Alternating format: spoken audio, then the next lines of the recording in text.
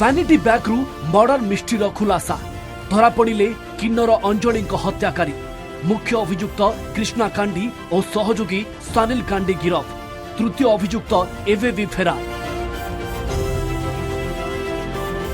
भुवनेश्वर निकट सिफाठारे दिनेश प्रसाद राउत ओरफ किन्नर अंजलि हत्या घटना पुलिस को मिली सफलता। गतकाली राति एनकाउंटर करी कृष्णा कांडी को गिरफ करिथिबा बेले सानिल भी गिरफ होईछि।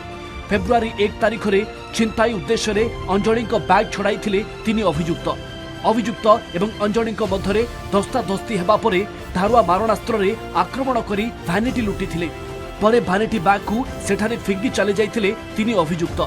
पिपिली पुलिस घटनास्थल उद्धार भैनिटी बैग को नहीं तदंत चलाइथिला। स्थानीय लोकों बयान पुलिस गुप्त सूचना प्रदानकारी एवं सीसीटीवी फुटेज जांच पर मिलिथिला हत्याकारी सुराग।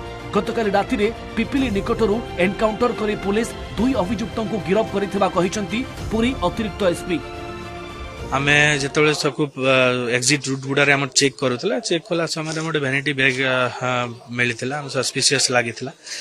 ताकू वेरीफाई करू करू आमे किछि जानिया को पाइलो कि लोकल लोक किछि ताकू देखिथिले। तांको संगे तीन जन को देखिथिले। गोटे पल्सर 220 बाइक देखिथिला। ए आधार रे तांको डिस्क्रिप्शन आधार रे हमर इन्वेस्टिगेशन हम स्टार्ट करथिलो। डिटेल्स मिलला परे हमें तांको एप्रिहेंड करबा पे चेष्टा कलु। जण को हमें एप्रिहेंड करथिलो। जण को संगे एप्रिहेंड कला बेले से इंजरी सस्टेन करथिला।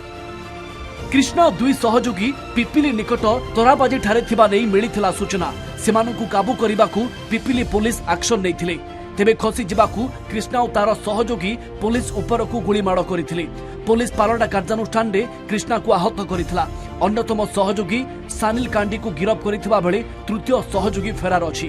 पुलिस घटनास्थलरू एक पल्सर बाइक सहित गोटे बंदूक गोटे गुली दुईटी खोखा जबत करिछि। मुख्य अभियुक्त कृष्णा नारे विभिन्न थाना रे छिनताई नै 13टी मामला रहिछि। सानिल नारे गोटे मामला रहिछि। एनकाउंटर परे कटक एससीबी मेडिकल रे कृष्णार चिकित्सा जारी रहिछि। गिरफ सानिल को नै क्राइम सीन रिक्रिएशन करिछि पुलिस।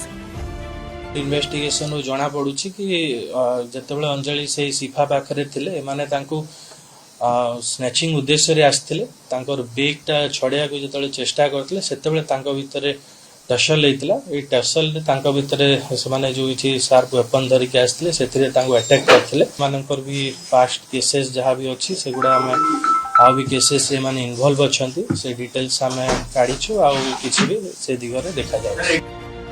फेब्रुआरी 1 तारिख में सिफा निकट में जातीय राजपथ में होइतिला किन्नर अंजलि को हत्या। 11 दिन पर हत्यार खुलासा होइछि। तेबे वैनिटी बैग्रु हत्याकारी को चिन्हट नहीं प्रश्न उठिछि। अभियुक्त वैनिटी नहीं परे फिंगी थिबा घटना केते सत।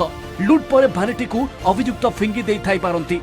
एते कम समय मध्यरे वैनिटी हत्याकारी को चिन्हट करा जिबा संभव कि यहाकु नै उठिछि प्रश्न।